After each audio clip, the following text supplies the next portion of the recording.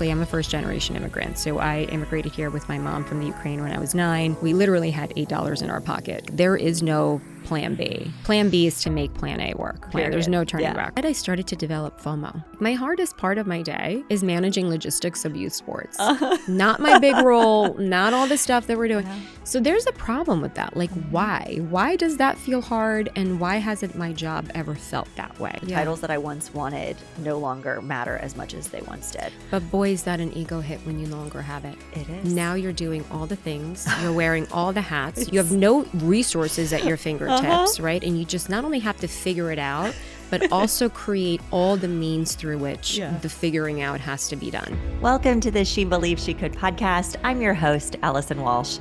Since 2020, this show has inspired thousands of women around the world to believe in themselves and take bold action toward the lives they're meant to live. Each episode brings you powerful conversations and practical strategies to strengthen your mindset, build your confidence and brand, grow your business, and protect your well-being, all while spotlighting stories of women who are making a difference and changing the world in their own way. I am so glad you're here. Now let's get to work.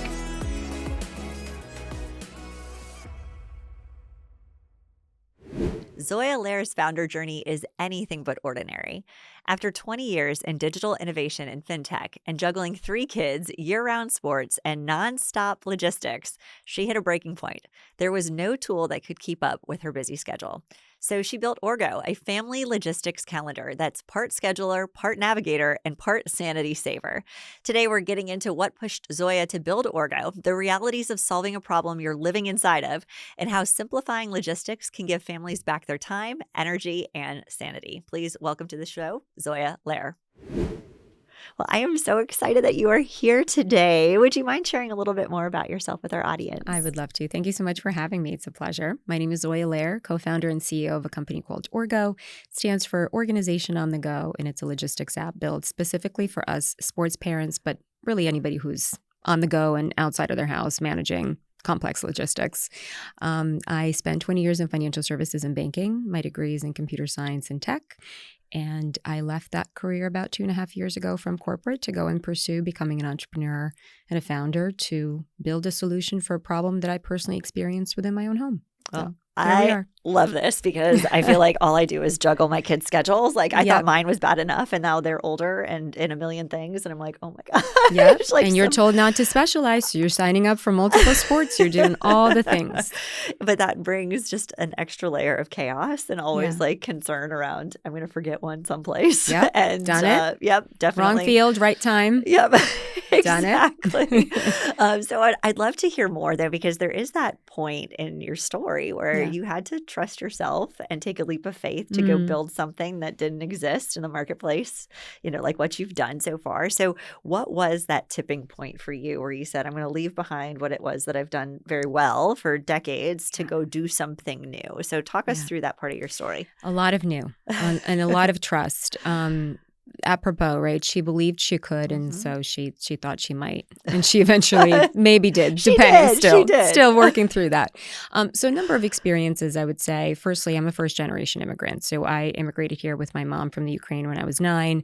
We literally had $8 in our pocket. True story. So this aspect of survival and making Plan B work, like there is no Plan B. I should say that differently. Plan B is to make Plan A work. Like that's the plan. There's no turning back, right? So with that, there's just always this kind of, readiness to jump into something new that I've always had. And then so, career-wise, I would always seek out teams or opportunities where something new was being built or some other innovation opportunity was being had. So it'd be like an involuntary hand movement. Like the hand would just go up, and I effectively would become kind of like special teams. Just come in, not really sure what we're doing, but the execution path needs to be figured out. Let's put Zoya on it. She'll kind of assemble a team to get it done. So this notion of just being open to risk and then trusting skills up until that point to get something done, and also galvanizing to get things done through others is a really important thing too. It's just like you're not alone. Yep. You should never be alone. You always should have, other folks who are down for the journey and the ride with you, but also sourcing expertise from them and entrusting that they too can contribute to the journey and welcoming them into the experience was kind of a big part of it too. So I think it got to a point where 20th year mark was the anniversary. It felt like a formidable milestone. To your very good point, hard-earned, hard-fought. You want the title, you want a specific sale. You're like, okay, great. But those things that matter all of a sudden, less so. But instead, I started to develop FOMO. And right around, especially 3 years ago, it was like AI and DeFi and Web3 and all of this innovative tech that was really starting to become, more mainstream. And I was like, I'm sitting in a highly regulated environment. I'm not able to do much. And ultimately back at my technology core, I want to. And so it's not like I was like, oh gosh, let me go and try and figure out what problem to solve. It was like, okay, I'm in this job. But then ultimately observing what was happening in my household, what you're describing with each kid that got older, aged up into a specific level of busyness, factored in by 2 more, and now all 3 at the same time. I'm like, my hardest part of my day is managing logistics of youth sports. Not my big role, not all the stuff that we're doing. Yeah. So there's a problem with that. Why? Why does that feel hard? And why hasn't my job ever felt that way? Well, because in the workplace, we take for granted all the B2B and SaaS tools that are built specifically to make our job more effective, to make our day easier, have the data at our fingertips. At home, it's the opposite, right? So we're triangulating all the team apps, all the calendars, all the comms, all the chats. I'm like, this is insane. And I'm on this journey for another 12 years. This feels painful. Maybe it should feel less so. And so this whole notion of, viewing the world slightly differently through perhaps a slightly different solution that I maybe could see myself using, maybe others as well, was kind of the genesis of that story. But it was just the readiness of, reaching a mature point in the career, feeling like the skills were in hand from an enterprise perspective. I've taken enough risk over the years where I've never gone out on my own, but feel like maybe I could assemble a team as well that could kind of come along on the journey with me, and then also going after a problem that I really, really wanted to solve. Yeah. Well, I think it's amazing what you've done. And I think too, when you have that type of experience and exposure in your career where you are given the opportunity to kind of run in the gray space, which it sounds like you did, right? I had some similar experiences too, hypergrowth startups, solving the problem. We always said building the rocket ship as we're flying it. But it does build that muscle. It does. That confidence that, you trust yourself more. And then when you start to think about, what if I do this for myself? What if I solve this problem? Yeah. What if I create this? I had the FOMO feeling too. It was just I know there's something else that I'm supposed to be doing. Yeah. And those titles, it was very similar. The titles that I once wanted no longer matter as much as they once did. But boy, is that an ego hit when you no longer have it. It is. Now you're doing all the things. You're wearing all the hats. You're scrappy AF. Yes. You have no resources at your fingertips, right? And you just not only have to figure it out, but also create all the means through which the figuring out has to be done. So extra added challenge and a layer on top of that. But I think that you've been training, your whole career for that too. Yeah. So a lot to be said for enterprise, adults in the room coming out of corporate and then jumping into something of our own. Yeah. And I'll never forget, I had just left my corporate role. And again, hypergrowth startup, health tech, had everything, had an amazing chief of staff, had a growth strategy team, had 170 sales reps under me. It was amazing. And I got off a call with a client. And now I had been coaching and consulting on the side for over a decade. So it wasn't a new rodeo for me. But I got off and we had a long list of things that we wanted to tackle for her next quarterly plans. And I remember logging off Zoom, looking around, going, where is everybody? Oh yeah, they're not here. It's all me. That's and you. That was the day that I started to build out the team. And I was like, you know what? If I'm going to scale and I can do this, right? I've done this before and now it's time to do it for myself. And fast forward 18 months, we've got a team of 10 now that are rocking and rolling and we love it and it's fun and we're positioned to scale.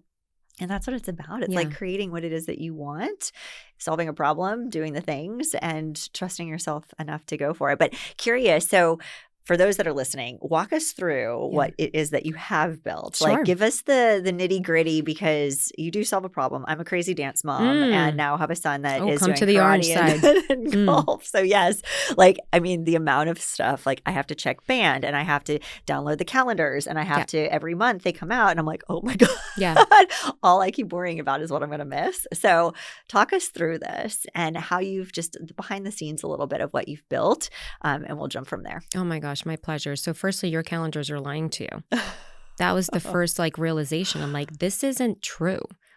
That game, that match, that competition, 3 to 4 p.m. is a lie. Mm-hmm. It's never 3 to 4, right? We're not dialing in. We're not virtually showing up. Like, that's unicorn time. We're living in human time. So space-time continuum says you have to travel places. You have to start preparing. You have to arrive early for warm-ups, for, makeup and things, like all the things.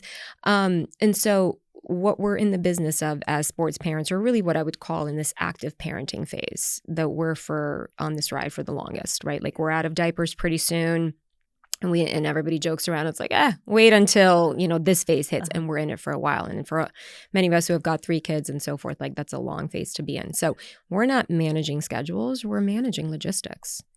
And logistics are hard. And there's industries that are built around supply chain management who are governed by the specificity and the precision of getting the right people or the right things to the right places on time.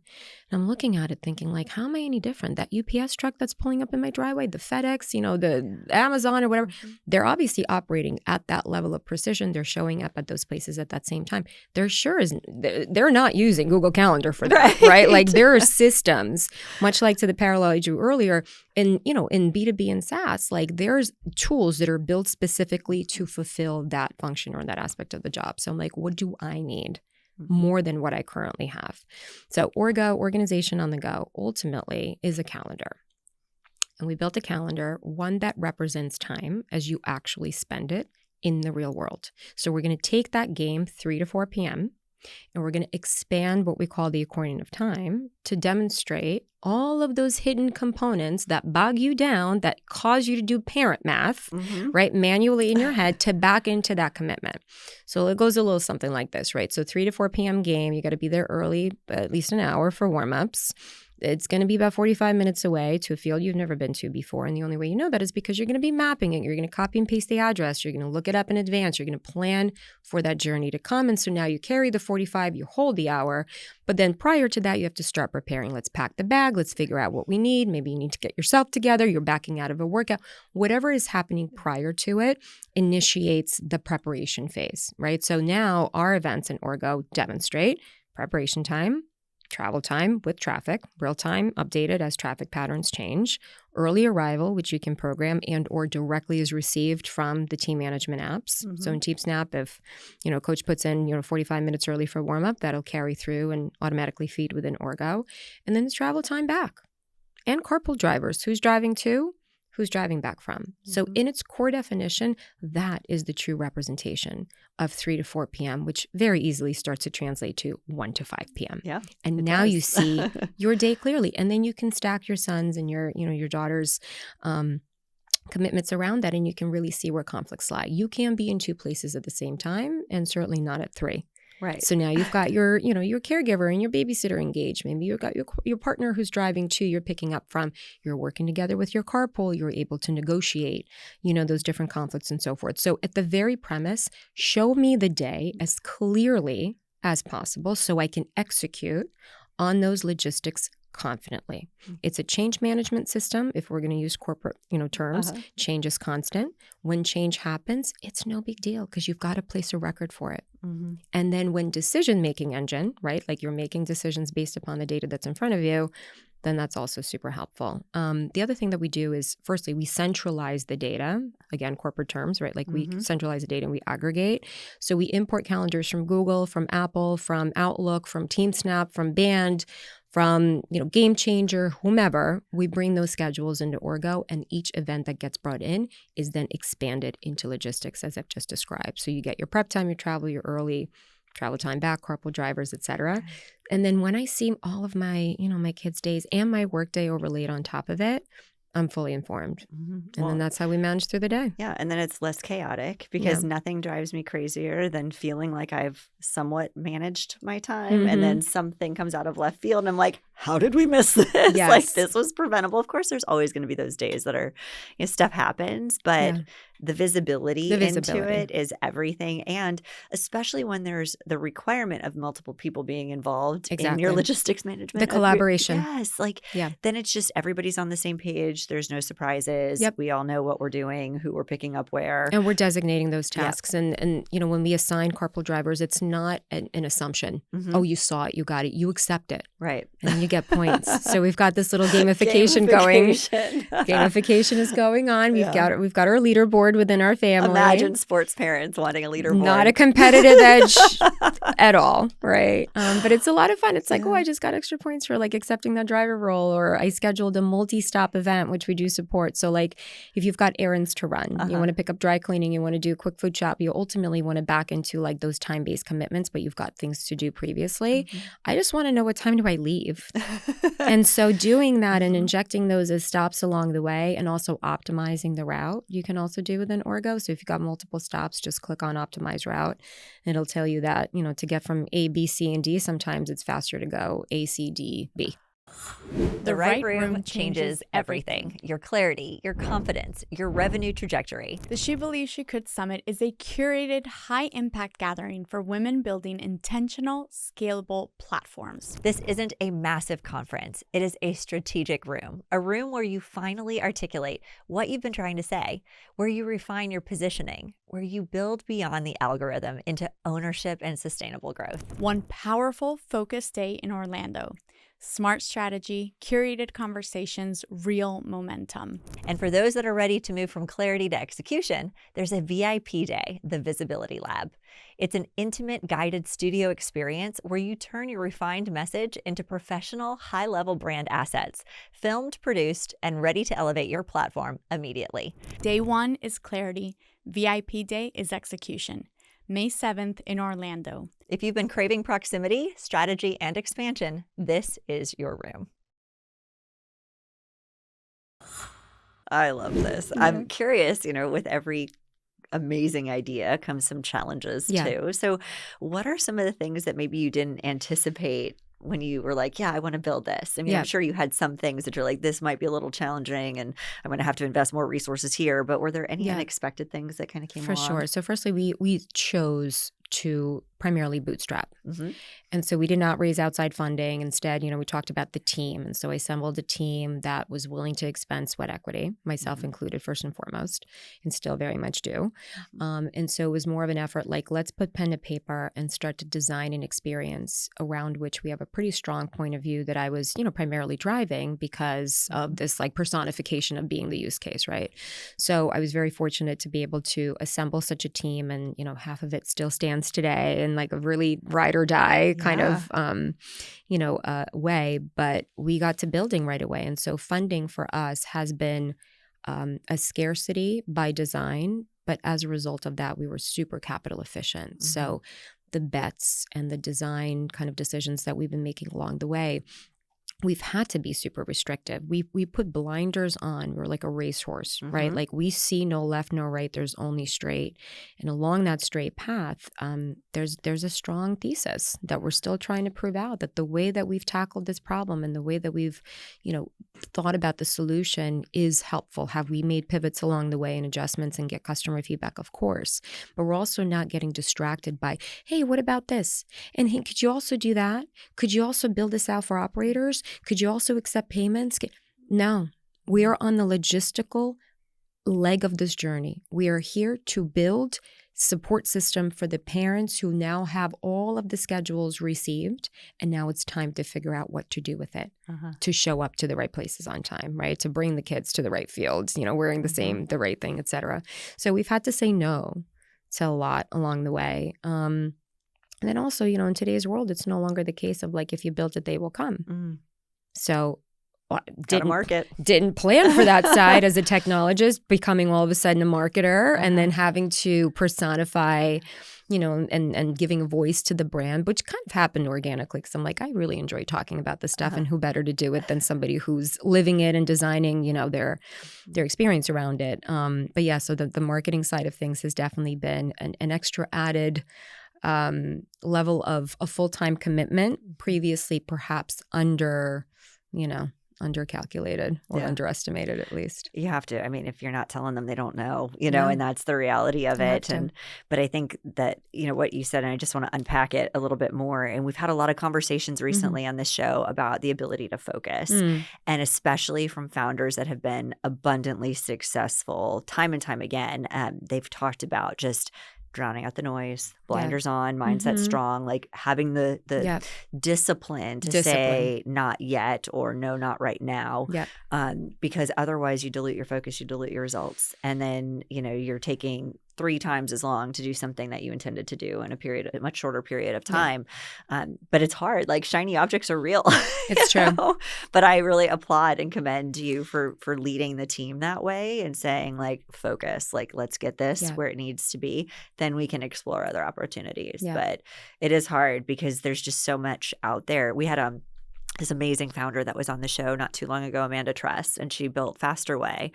And she talked about how like you have to be willing to commit a decade of your life with relentless focus to build something epic. Now she's taken it to $1 billion valuation. Like she knows what she's doing over there. Incredible.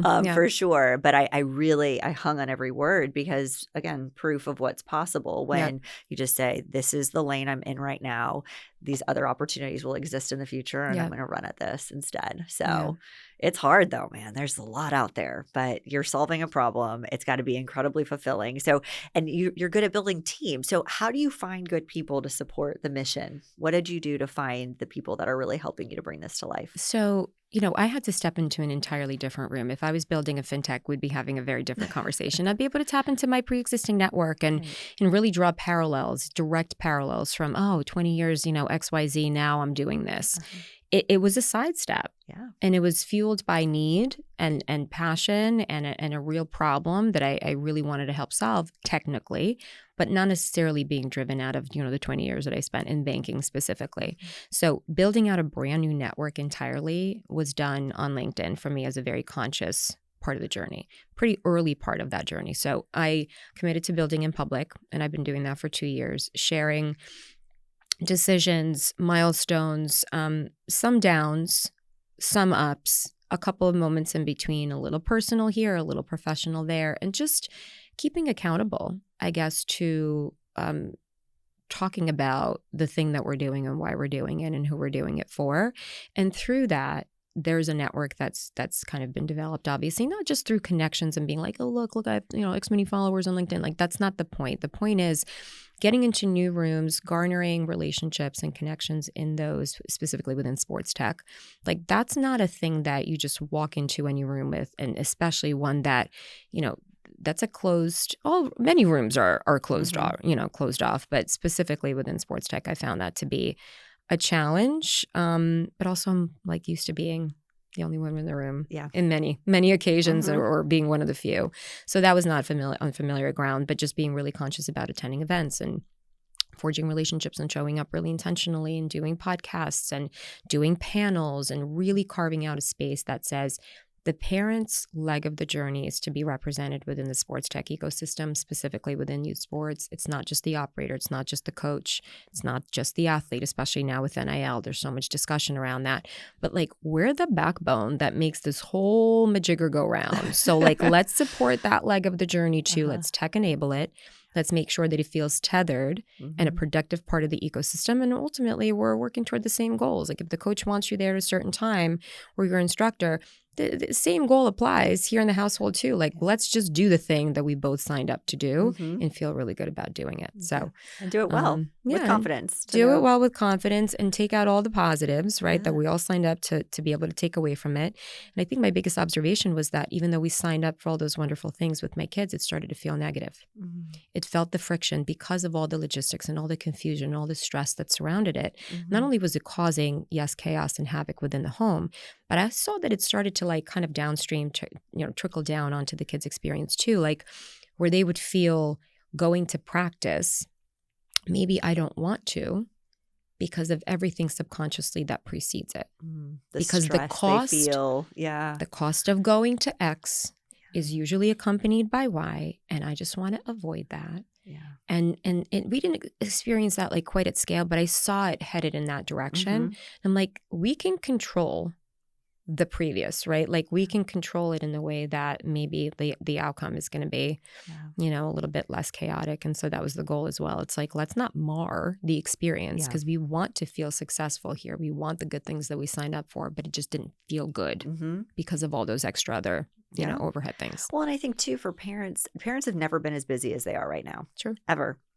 And you got to keep that separation so that the kids can, to your point, like show up and enjoy the sports that they're in and not feel the weight of the calendars and all of the other commitments, but and for parents to also show up and be present too, right? And we always say that. The mental load is very challenging for parents when there's a million things you're thinking about and all of the logistics truly that can just kind of take away from the experience. So I love that you're, very intentionally trying to insert that joy back in, not just for the athlete, but also for their support team. Yeah, showing up present, not paranoid is one of our biggest driving outcomes, right? It's like when you're paranoid, as I would be, the T-minus calculations and what we call the paramath of having to rerun that in my head multiple times because of that paranoia. You're always thinking about, what did I miss? Who was I supposed to pick up? What didn't I bring? What 5 steps did I not look in advance because, I didn't have all the information in front of me? And so that's the guesswork that I really wanted to take out of it. Less on the to-dos and the lists, right? Because we talk about mental load and there's many different facets to that. Really focusing and honing on what happens outside of the home is where we differentiate. I always say things like a list or a to-do or a task isn't going to get you to that field on time. It isn't going to get you to that tournament, 3 hours away for a 3-day weekend on time. So this notion of what happens in that logistical, scenario outside of the home is where we live. There are many other solutions that care for a little bit more about the chores and the tasks and things that are more domestically focused. Also important mental load to be lifted.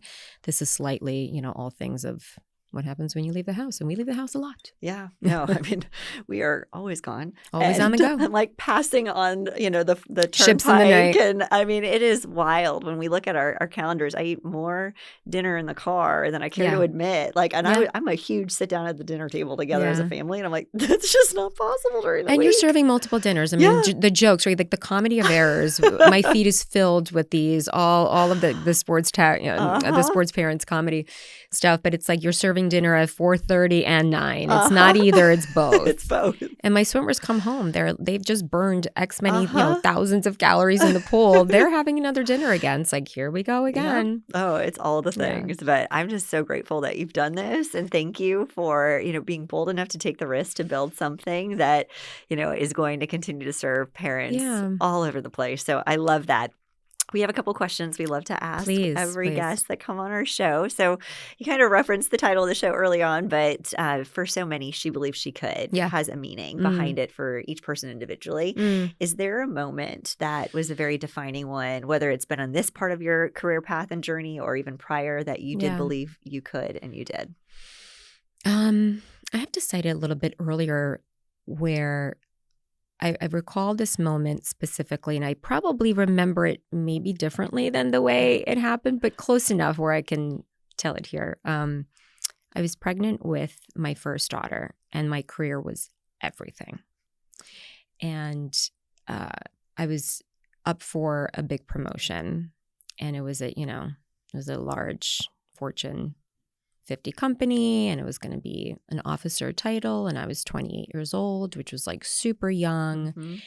And I was 6 months pregnant, and I wasn't showing. It was my first. I was showing, but like enough that I was able to kind of cover it up. And I just was like, I'm going to find the right moment, and I'm going to take it as, as far as I can, and just kind of like figure out best timing to share. Well, this window opened up, and I wanted to raise my hand, as I often do. And I kind of like to architect my own roles. Like if I see there's an opportunity or an opening, I historically would inject myself and just raise my hand proactively and be like, I think I can do that, but also here's how I interpret what needs to be done. And my interpretation is XYZ. And oftentimes it would lead to like, okay, well, she's got a vision for this. Let's take a shot on her. So similarly, I walked into the CFO's office at the time and I said, okay, I want to do this thing. I foresee this role. I want to play, I want to bring this value. But I'm 6 months pregnant and I'm going to start it now.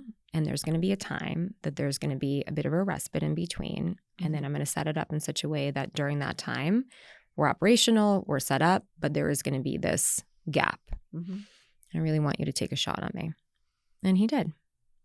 That's awesome. And there's a picture of me being wheeled into the delivery room with my BlackBerry, which we all love and miss, with the blinking red light.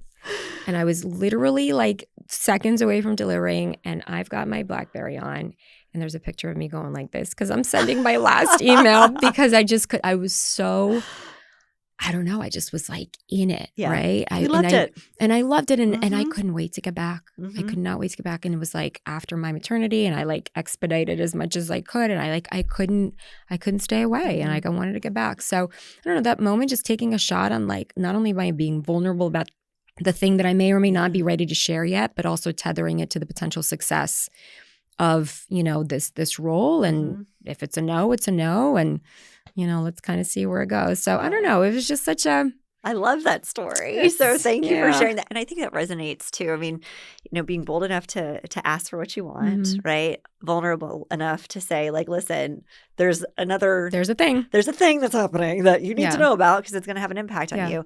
And so many of us, and I'm sure that everybody listening has had some moment where maybe they didn't say it, right? Or they've kept quiet, or those moments where we haven't necessarily said, I'm going for it no matter what, but you did. And so again, just like the confidence to do it. And if you're listening and there's something that you see an opportunity to pursue, you're capable of doing it, take the risk. The worst they're going to say is no, but at least you shot your shot, and take a risk on yourself first and foremost. Definitely. So, okay. So what does confidence mean to you? Okay. Confidence. To me, I tie it back to clarity and control. And maybe because it's just the thing that we keep saying about Orgo. And so it's just like a phraseology that I subscribe to. It's clarity, confidence, and control. They're interchangeable. Those are like the governing C's that I look for in my own kind of, mental health state. And if either of those are compromised, I feel the impact of that. If I don't have clarity, whether it's through a conversation or through a point or through a situation or what to expect, like even in some enough data to just kind of feel that I can predict or know what's about to happen, that impacts positively my confidence. If there's less of that, it impacts it less. Control is another. I'm a control freak. I'm type A. I like to feel like there's going to be a sphere of influence in some way that ties it back to confidence there as well, which is why I like to build teams, but at the same time, I like to feel like there is, shared ownership and so forth. But there's an aspect of clear roles and control that kind of happens within each of those pockets. And then that ties back to confidence. Like we can confidently execute on that. We can confidently deliver on XYZ. So they're a bit, commingled, conflated for me, the 3 C's. But it makes sense too, right? And I think when there's harmony there, you can conquer the world. When or you just feel at least take like, the next step. Yeah, you really do feel like, okay, I can move forward. Yes. I have conviction in what I'm doing, Exactly. right? Like I can do that next thing, whatever that might be. But that's exactly right. It's just the next thing. Yeah. So clarity, confidence, and control has nothing to do with the ultimate outcome. Right. It's just a calculated next step, which is back to your very good advice of just take that shot. It's just a next step. There is ultimately no end game except for the final end game. So if nothing else, this is just a series of steps and have the, the gumption to take on the next. It'll lead to the following. I love that. Yeah. Who inspires you?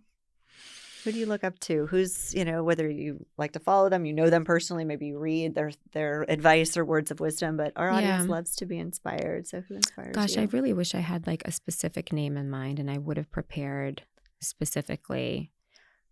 But I love diversity of thought. So that's probably why I don't have any one specific answer. And so when you grow your network, and I often lean on like LinkedIn and other resources, I love to see the diverse feed that touches on the very many aspects of, there's some founder dialogue and some other, expert narratives. And then there's a little bit more on the, technical side of things. And so it's just like a well-rounded perspective. So, and as much as I can curate that, that probably is like accretive to me as far as, feeling the impact of that. But I will cite a book, if I may. Yes, absolutely. Okay. So the book that I like to kind of draw back is like a huge unlock that I started to read at the onset of my journey that just really kind of propelled a little bit more of maybe that confidence.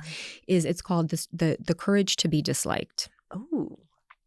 And that just in that title alone, it spoke to me. I like to be a little bit of the black sheep in a certain extent. I like to go against the grain. We talked a little bit about the risk taking.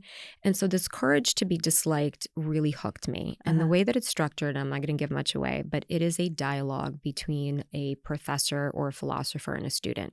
So it's dialogue based. It's not, like 100 pages of just drivel and philosophical, whatever. It's interesting and it's very engaging. And it's just like an adversarial point of view. And then there's like supporting arguments. And it just talks so much about being outsider and thinking and just freeing yourself of some of those norms and societal norms and what it means to ultimately have the courage to be disliked and carved out your own path. And so that was definitely a book that I can attribute some of my thinking to. I love that. So we'll link that in the show notes for sure. I don't know. I mean, the author is out there, and I think it's a Japanese philosopher, but whomever rewrote the book and transcribed it, it's been incredible. I've been recommending it ever since. Oh, I love that. We have a lot of readers that listen to this show, so we will definitely share that. So thank you. Yes. Where can they find you, follow you, connect with you? I'm sure LinkedIn, of course. LinkedIn, Zoya Lehrer. Please find me there. I do, share that journey from a tech perspective openly, but then also from a consumer-facing side. There's Orgo app, ORGO-APP on Instagram, TikTok. My God, it's Techie Sports Mom, I believe, is my handle, and it's just a little bit more of an experimentation ground, but we're much more intentional within IG and then LinkedIn for sure. So definitely find us there and on the website as well, orgohq.com. Perfect. Well, thank you so much for being on our show today, for building something that is a solution for so many of us, and for being who you are and sharing your wisdom too. Pleasure. I'm sure you have inspired a lot of people listening today. So thank you for being here. Thank you so much for tuning in to today's episode. I am so grateful that you are here. As always, please continue the conversation over on Instagram at Allison Walsh, and make sure that you check out all of our freebies. If you scan the QR code, if you're watching on YouTube, or check out the link in the show notes, it will take you to a page full of resources and trainings and things to help you go farther faster. And that is always my intention, is to help you continue to grow.